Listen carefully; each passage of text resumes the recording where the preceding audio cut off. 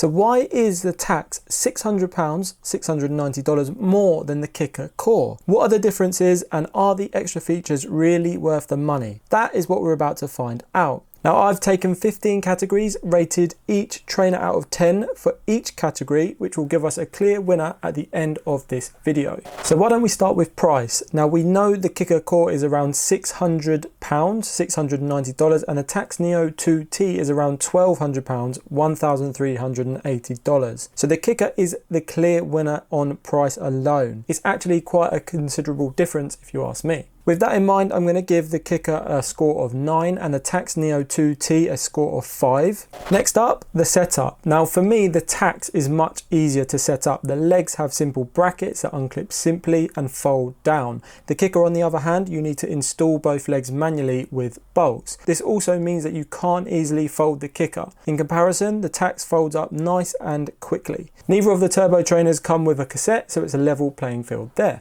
The adapters that come with both trainers for different axle widths are installed in different ways for each trainer. Now on the Kickr, they are simply placed into the trainer. This does allow you to swap them around easily without a tool. The Tacx Neo 2T, on the other hand, has screw-in adapters, which are much better in my opinion. Now the cassettes are installed in the same way for both of these trainers, and they're both plug and play. Basically, plug it in and off you go. It's worth mentioning that you can actually use a Tacx without the power cable, and it will use the power that you generate instead, which is a pretty cool feature if you ask me. So for the setup, the Tacx gets a score of 9 and the Kickr gets a score of 7. To be honest, they're both pretty easy to set up. Bike compatibility. Now, shall we address the elephant in the room? And here lies a big problem with the Tacx.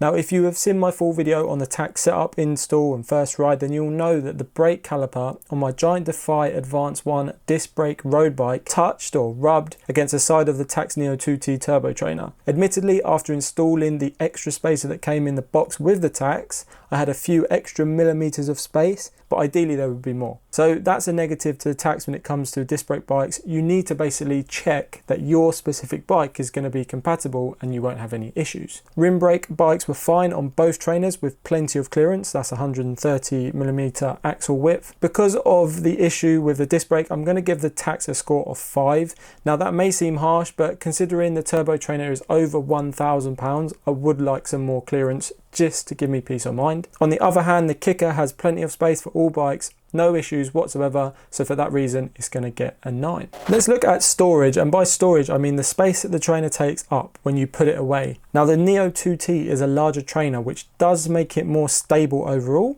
more on that later, but it also means that it takes up more space in terms of footprint. However, because the legs fold up so easily, they just flick up, there isn't much in it really, in my opinion. Now the Kickr is 51 centimeters long by 59 centimeters wide and 49 centimeters high, compared to the Tacx, which is 57.5 centimeters long, 75 centimeters wide and 55 centimeters high. So overall the footprint's a little bit bigger. It's worth noting that the Tacx weighs 21.5 kilograms whilst the Kickr Core only weighs 18 kilograms. Now it's not that much difference, but it does make it a little bit easier if you're moving the Kickr Core around. So for storage, the Tacx gets a 7 and the Kickr Core gets an 8. Relatively low scores because it's not a super important feature for me personally. The flywheel. Now there is a big difference when it comes to the flywheels on these two turbo trainers. The Kickr Core has a 5.4 physical flywheel that you can see rotating. The Tacx, on the other hand, has a 125 kilogram virtual flywheel that is controlled with magnets. Now from my experience, this means that the Tacx can simulate inertia a little bit better, uphill, downhill, etc. Now the Kickr Core, on the other hand, isn't bad just because it's not a virtual flywheel, but it doesn't quite feel the same as the Tacx. I also find that the Tacx is a smoother ride, and people have mentioned that this is down to the virtual flywheel. Now I can't give you all the science, but I can give you the real world experience, and you'll just have to take my word that the Tacx is smoother and better to ride. Because of the virtual flywheel, the Tacx can also mimic different road surfaces such as gravel, cobbles, dirt, etc. Now whilst this is a nice feature to have, it isn't a game changer in my opinion. More of a nice feature to have if you can buy an expensive turbo trainer. So with all of this in mind, I'm going to give the score a Tacx of 9 for the flywheel, and the Kickr gets a score of 7. Calibration. Now because of the virtual flywheel on the Tacx, it doesn't actually need to be calibrated at all ever. Now the Kickr, on the other hand, should be calibrated every few weeks or at least once a month. This is because factors such as temperature can have an impact on the power readings.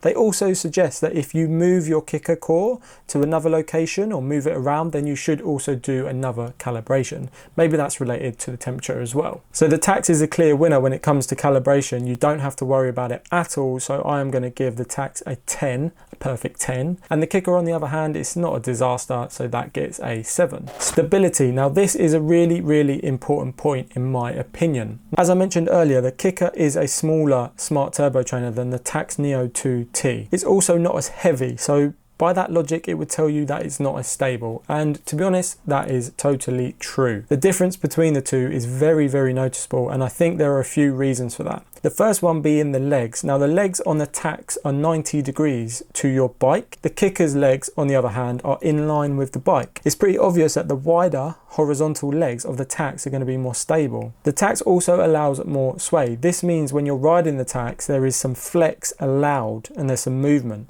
So you are never fighting or tilting the trainer because it has a certain amount of flex built in. The Kickr, on the other hand, doesn't really have any flex built in. This means that it has a bit more wobble and it doesn't allow you to move from side to side. Now having a turbo trainer that can flex slightly and move side to side, your body's not taking that impact. Instead, the turbo trainer is taking it away from your body. Now with all of those points, the Tacx, the stability, and this feels better to ride, I'm going to give it a score of 9, and the Kickr, on the other hand, is going to get a 6.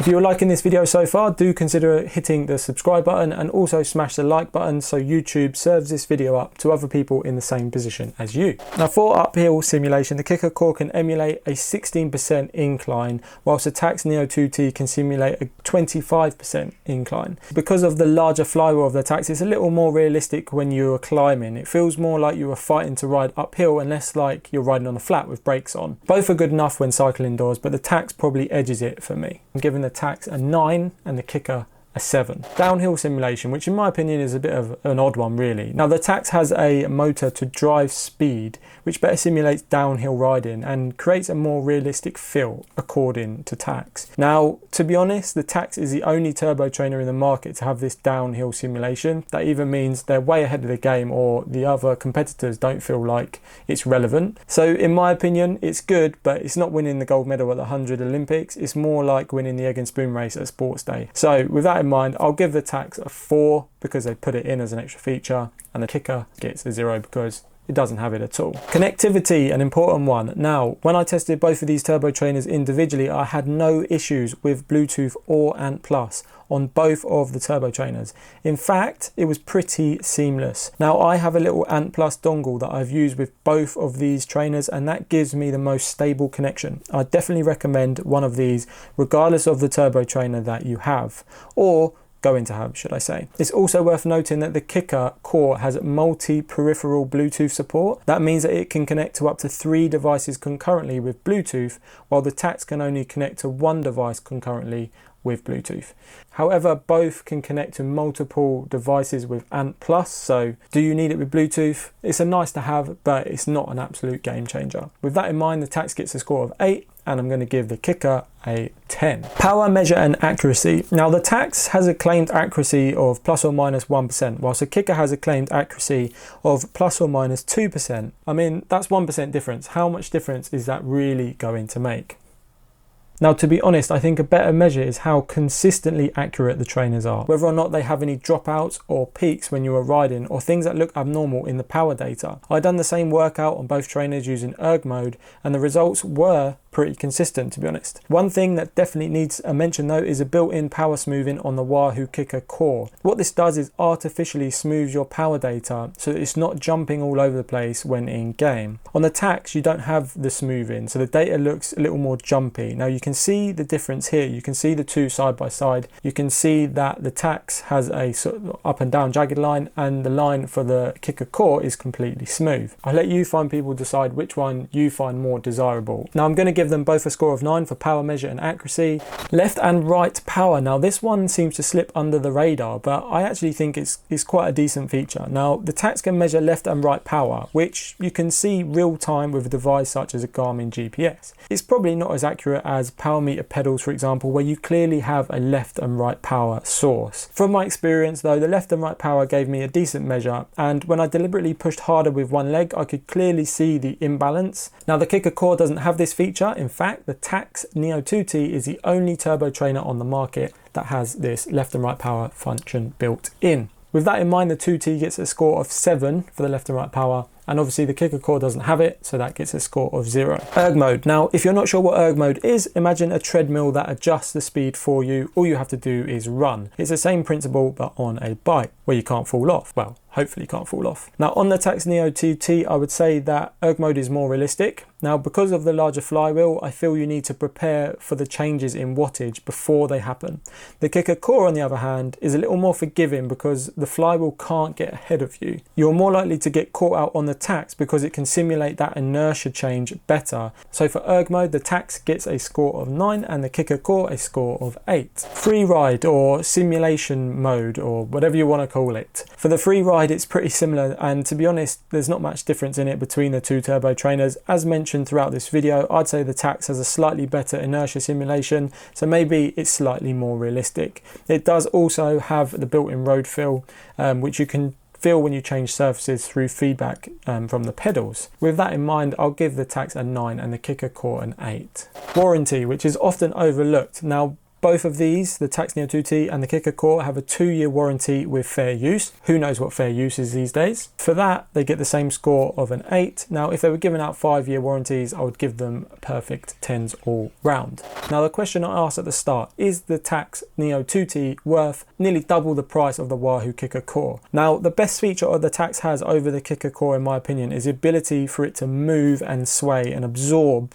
some of that sideways movement. All the extra features on the Tacx are nice to have, but does it really change the experience of riding within the same four walls that much? What I would say is, to ride the Tacx, it does feel much better. It's all the little things that add up to a whole. So here are all the scores added up. So the Tacx is a clear winner, but are those extra 14 points worth nearly £600? I will let you decide. Yes or no if you don't have the money.